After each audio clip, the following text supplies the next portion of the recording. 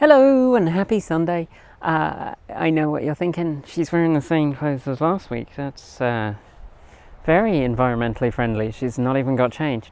But actually, this is the wonder of the internet. I am recording these back to back because I will be at work most of next week at my other job.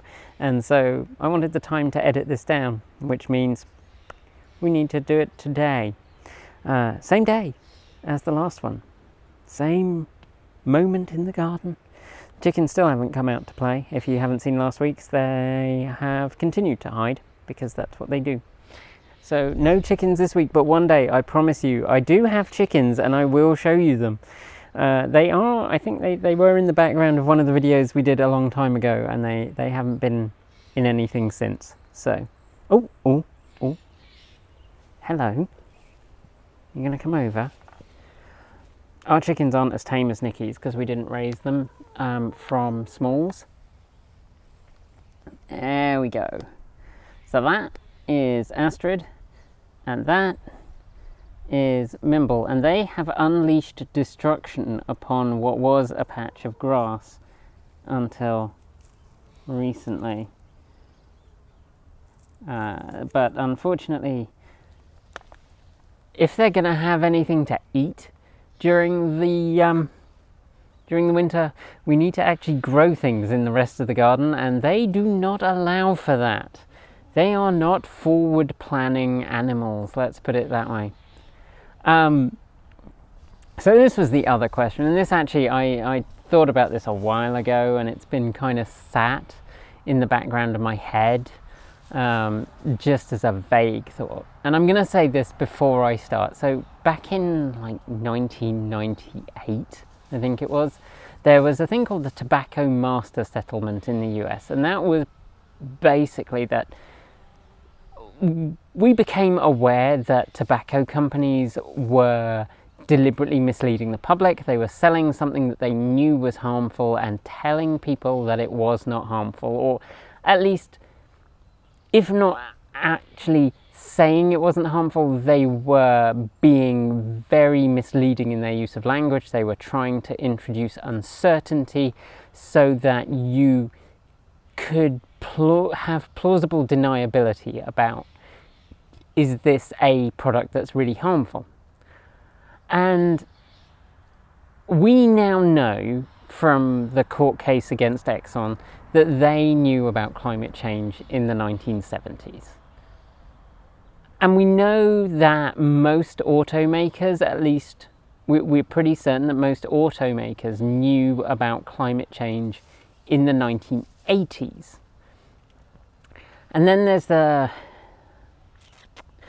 Peak Energy bankruptcy, and that was a coal company, and that revealed that gave some really revealing insights into how much energy they have put into trying to mislead the public, and how much energy they'd put into trying to introduce uncertainty again into the narrative about climate change. So we know it exists, the scientists know it exists, but they spend a lot of time and money using language which doesn't say it doesn't exist, but which strongly it introduces uncertainty. And there was a great NPR show, and I wish I could remember which one it was.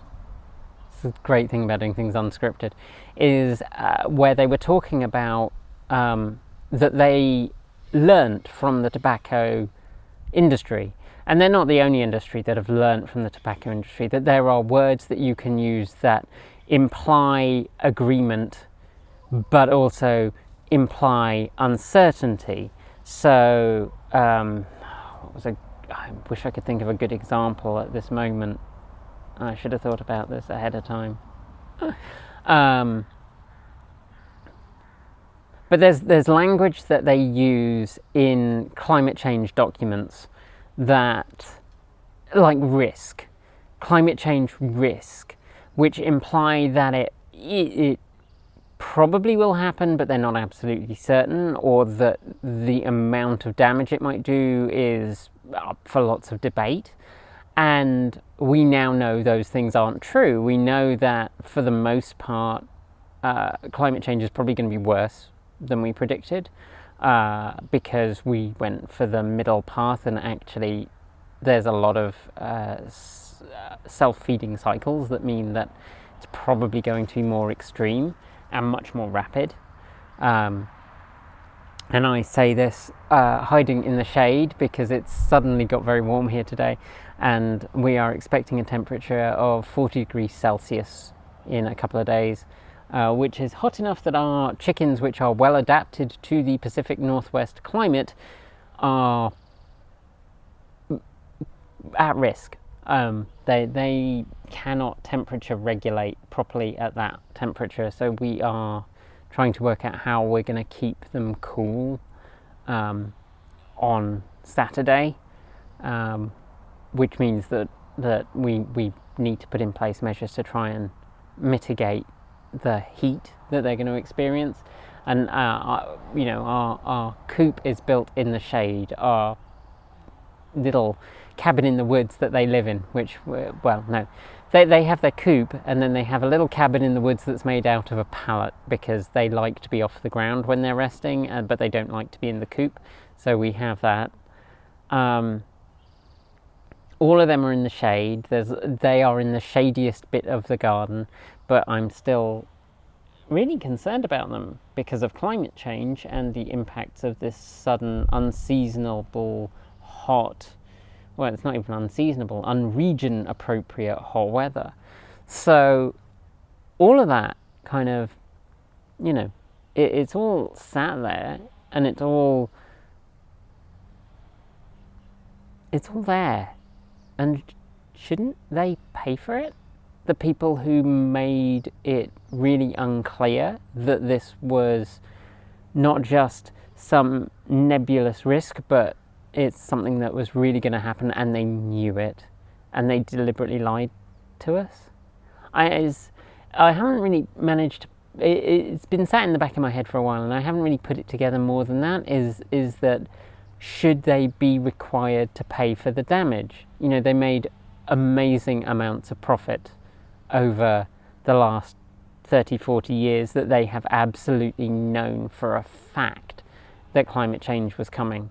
They have deliberately tried to delay and obfuscate and make it really difficult for people to come to a factual conclusion about this, just the same way the tobacco companies did. And the tobacco companies have had to pay something towards remediating that damage. Shouldn't oil companies and car companies have to do that? And obviously more recently there's the Dieselgate scandal, where particularly Volkswagen, who were one of the first companies caught, certainly not the only company doing it, but one of the first companies caught, their Electrify America network is a result of being forced to make some amends for the damage that they've done. So yeah, do you think that governments have a place in saying you need to fix this to the best that you can because this is something that you caused? That's kind of my thoughts. Let me know. What do you think? Pop your thoughts in the comments below. I like to have something to read on a Sunday morning, so sometimes I get to read what Nikki's had on her mind, and your thoughts about that. So yeah. So Astrid thinks that it's time to have a fluff. That's very important. Gotta keep your feathers fluffed. Anyway, yeah, so let me know what you think. I'm just intrigued to hear. That's it. Thank you very much to all our Patreon subscribers or supporters, Patreon supporters, and all our subscribers. It wouldn't be possible for us to make videos without you. Make sure you're subscribed, hit the notification bell, all that jazz, and remember, in the comments, play nice. Okay. See you soon.